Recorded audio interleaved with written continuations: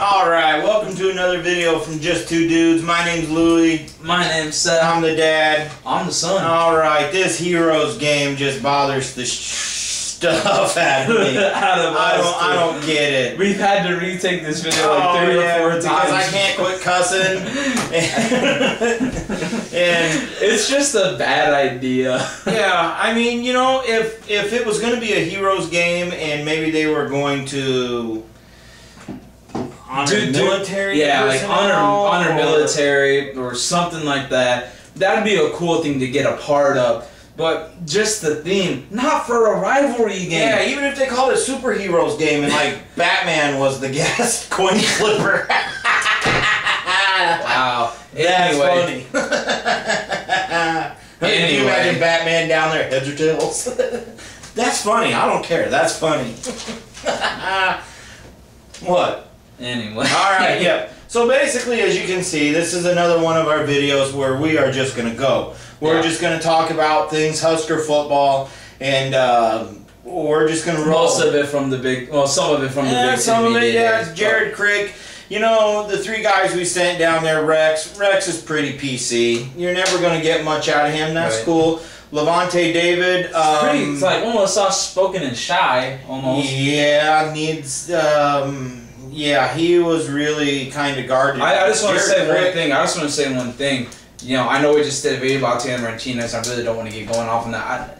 I would have liked to have seen him represent the team. I'd have been horrified to see him represent the team. Well, I would have, just from the fact that that's our quarterback. Sophomore. Just keep your butt at home. I know, but I'm just saying that's just me. Alright, so Jared Crick had some, it was like he was on the hype machine. Yeah. He was the one trying to pump everybody up. Nothing about him was too scripted. He was talking about... He was talking about the fact we might run some 3-front defense in some situations. He's talking about the offense, what it's going to look like. Talking about how Taylor's beasting in the weight room. Yeah, in the weight room.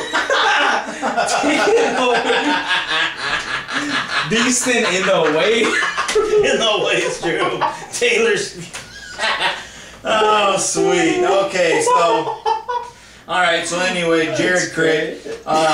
You know, one thing he said that I thought was pretty smart and just goes to show you that some of us are just fans and these guys, I mean, they're the ones that know what's going on. But he said something, he told me. He said something that I really liked. He on a podcast that wasn't part of what was broadcasted. I think it was when he went over and talked with Kevin Kugler and Michael Severe. Yeah, it was like more like the reporters and stuff. Well, no, he did a thing on unsportsmanlike conduct. So anyway, he's talking about how in the Big 12 everything is a spread offense and these quarterbacks take their 3-step drop and they get rid of the ball. Yeah. And he's like, I'm so excited to get to the Big 10 where you will play teams with a 3-step, a 5-step, and a 7-step drop, and everything's not based off of a West Coast style or a spread style where you plant that foot on the 3rd step and you throw somewhere. I mean, that's not saying every offense did that every play, but I just want to make a point. So what he's trying to say is he actually said that extra second or 2 to get to the quarterback has him really excited. Well, here's the other thing about that. That's an extra second or 2 our DBs have to stick with receivers. And you know, even Dion, probably the greatest corner of all time, even he said, even I can't cover a dude for 4 or 5 seconds. That's right. And you know what? Those extra seconds, it's good for the pass rush. But if you think a quarterback against our front 4 and against both schemes, if you think they're going to have 4 and 5 seconds to throw, that's only going to be if they take off running. And with our speed at linebacker, good luck. Right. All right. So I was just bringing an extra point to that. Offensive line, you gutless, heartless, inconsiderate. Here he goes. Naughty words. You guys have got to step up. I mean, literally have cost us, and I think I just said it in the last video, but seriously, you've literally cost us 4 or 5 games the last 2 years. Too many false starts. Holding calls when you can't have it. Just missing assignment after assignment. You got a freshman quarterback, and you got a 5-man front and the other team is rushing 4 guys, and your quarterback is sacked within 2 seconds. Yeah, last year that was horrible. You get down to the goal line and you can't punch it in. You know what? And the biggest thing about that, like one of the best explanations we got, is the fact that some of them were injured. Every offensive lineman, once you get later on in the year, you're injured. When I played offensive line in high school, play, you're nicked up. I can't even tell you how many games I played with sprained ankles, bruised ribs. I played one game with a cracked sternum and a sprained ankle. It's part of the game. You just do it. And you don't use it as an excuse. Because the D-line that you're blocking is just as banged up as you are. They got their bruises, their tight muscles that hurt, their shoulders. I mean, they got everything too. It's just part of the game. You just have to just man up and go and execute. Levante David, to me, looks fat. He looks kind of fat to me too. I'm not sure what you've been doing in the off-season. You know what? You know what though? Hold on, he looks a little fat. That's all I'm saying.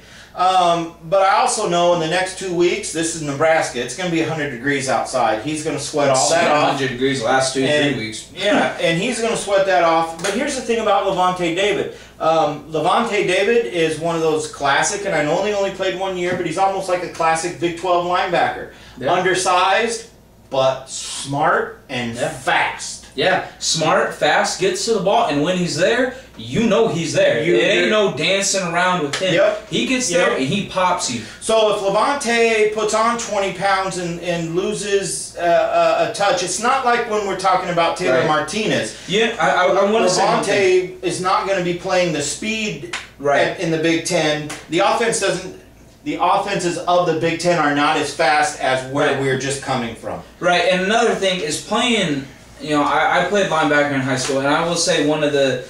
Why are you talking about that so much? You got your juices flowing or something? Maybe it's just so I can watch it. But I will say, you know, he was a lot of times the only linebacker on the field. You need that speed to cover all 3 linebacker spots by yourself. Sure, you have the pace, so you got Eric Hagg, you got Deshaun Gomes, but still, you're covering 3 linebacker spots by yourself. As you know, that's hard, you know. But now that he's got 3 linebackers, he's just got more of that controlled area to focus on. You can be bigger. He doesn't have to be as fast. That's right. Because gaining weight, he will not lose his instincts, his tackling ability, and he will not lose just how quick he reads plays and attacks. It's not going to affect him all that much. Right. I think him putting on weight will actually help him because. You know, we know what's coming in the Big Ten, offensive line-wise, fullback. We know what's coming, and I think it's good he's put on weight, and I don't think it's going to hurt him at all. It could slow him down. Big deal. Right. Boy, Rex Burkhead, as far as I'm concerned, is poised for an incredible year. The kid just looks so good. We saw him in the spring game. And he was the best offensive player out there by a mile. We need a backup. Who's the best chance? Best chance? Rex needs a backup. Oh, yeah. I'm sorry. I thought you were talking about who else. No, I'm talking about someone else. But who I think has the best chance to back up Rex? Now we're getting into my stuff, the recruiting. What's that? Oh. The stuff you hate. But anyway, go ahead. I think the best chance for playing Tell me about somebody who's never played it down.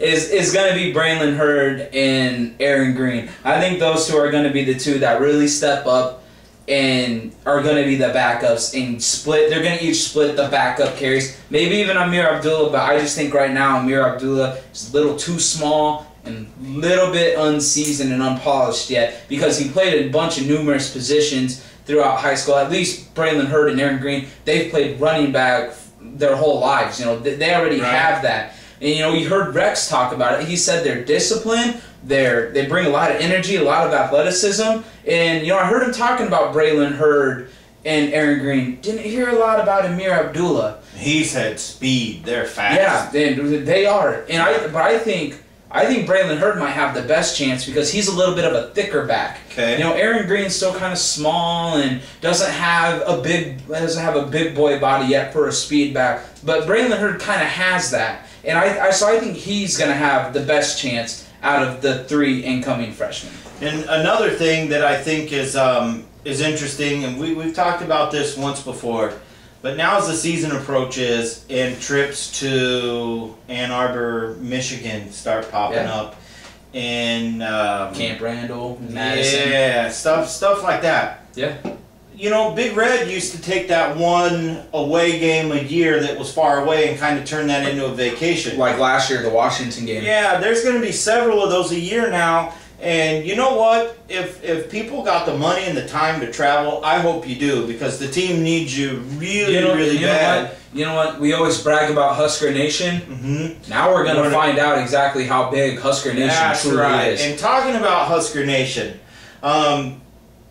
Seth and I, we can't tell you enough. When we go to games, we're probably a lot like we are right now. We are those guys that are in the stands. We are talking about how poor of a job the quarterback just did. We are talking about the left guard who missed his block. Yeah, we are talking about the receiver that turned around and had the ball right in his hands and dropped it. Nice Paul.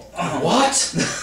And I don't do it, but when I was his age, I did. Seth gets a little loose with the language. That's and we are the people that stand up every play and holler and make noise. Yeah, and it really bugs me when I'm at a game and I get told by an older person, let's just say. Way older. Yeah, and I'm talking like grandma and grandpa here, telling me to pipe down and sit down and just enjoy the game. And if I wanted to enjoy the game and just sit and watch it, that's what I do at home. I can't ever sit and watch because I yell at everything. Right. But if I want to do that, I'll be at home and do that. When I go to the game, I want to be a part of it. Make no mistake, you should not be cussing at games, and when you're there with me, you don't do it. Right. And I understand when you're not there with me that you might, but you shouldn't be cussing at games. But you know what? If you want to stand up and you want to holler and you want to do all those things,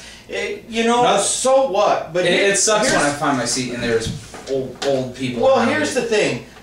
There are certain parts of the stadium where you go to, and if Rex busts off a 20-yard run, you literally be really quiet. Okay. You will literally hear this. Yeah. Oh, honey, did you see what they just did? Who was that? I think that was Mike Rozier. And you're like, I mean, I'm exaggerating with the Mike Rozier part, but it's just like, and one part of me is like, God bless them, they're old. Yeah, maybe this is all they got to do, and they're coming to the games. But man, we need the noise in there like it used to be. In the 80s and 90s, when I was going to a lot of games and we were winning, that place was so loud. I go there now and I'm like, Husker Nation, where are you? You are so quiet. When you see Oregon on TV, see Ohio State, USC, Florida State, you see their home games, like even LSU. Yeah. I'm just naming places that are tough to play. When they roam the crowd, Wisconsin. You don't see too many older people there. You don't. Right. Well, you do not. Here's the deal, but at Nebraska you do. Well, here's the reason. We've been winning for 40 years, every year, and those other teams haven't. So we got an old couple who started buying their tickets in Devaney's first or second year, and they've been treated to winners ever since. Yes, we know we had a few down years, but for the most part, you got to see a lot of great players and a lot of wins. And you have some fans that I don't think you can just make them give up their season tickets, but it's almost like you wish there was like an age limit, kind of. Or like you got to pass a hollering test before you walk in. My mom is 66 years old. I dare you to try and sit by her. She will tear your ears off. Yeah. And she's not like us. She don't have a lot of negative things to say, and she will not cuss. Right. But boy, that's the type of 66-year-old lady you want there. Yeah, because that's cool. Because she will holler with the best of them. It's cool when Grandma yells. Yeah. it's cool. But okay. Let's get to some actual football stuff. Okay, football stuff. Yeah. Taylor Martinez, you fumble a lot because you run like a powder puff flag football 8th grade girl with the ball. Ooh. You're fast. You are tough. You got some good moves. But I don't know who taught you how to carry the rock, but it scares me. I would do a little demonstration on the proper way to carry a football, but that would take too much time. Taylor Martinez, tuck that ball, because when you're fumbling, I think the rest of the team just follows right along. Kind of like in baseball, you go 3 or 4 innings without a hit, all of a sudden one guy gets a hit, everybody gets a hit. I think fumbling is contagious, and Taylor Martinez, I think you start it. Oh, I don't think, well, I'm not bad-mouthing the kid. I refuse to right now. Penalties and fumbles. Offensive line, I've already spoken to you. These endless penalties. It's just stupid ones. I still remember against Virginia Tech and Blacksburg, 1st and goal at the 5, and we punt because of offensive line penalties. And that's a little exaggerated for how it's been, but it's yikes, I still say it all comes down from the top. Penalties and fumbles, it all comes down from the top. When your head coach is undisciplined, your players will be undisciplined and lose focus. And I will agree, he does have to work. There are some times where you do have to yell at a ref and you do have to lose it just for the sake of protecting your player. But not necessarily every call, stop in their ear all day. Right, that's what I'm saying. Not every call, Mr. Pelini. And trust me, he's a tremendous coach. I'm not. I'm not bad-mouthing. I am a Pelini supporter, but he does have to watch it. Right. And that'll come with more experience as a head coach. Because as a coordinator, that's what you do. And and then going, especially a defensive one, and as emotional as he is, but he's still so young as a head coach. Nothing irritates me more than the cheap shot from defensive players, right? But there are times when you're like, that's the stupidest play I've ever seen. It takes no talent to hit somebody late. It takes no talent to hit somebody when they're looking the other way. That is disgusting. I hate it. But it makes more sense than a false start. Yeah. Anyway, at least going hard. You go hard and get a penalty, whatever. But when it's mental stuff and just stupid stuff like it usually is, come on, man. Right. Okay, we're going to wrap this video up, and we're going to come right back with another one. It's going to be a part 2. And guys, this video, I got some things to say about Tim Beck and Bo Pelini. Really? It'll be fun.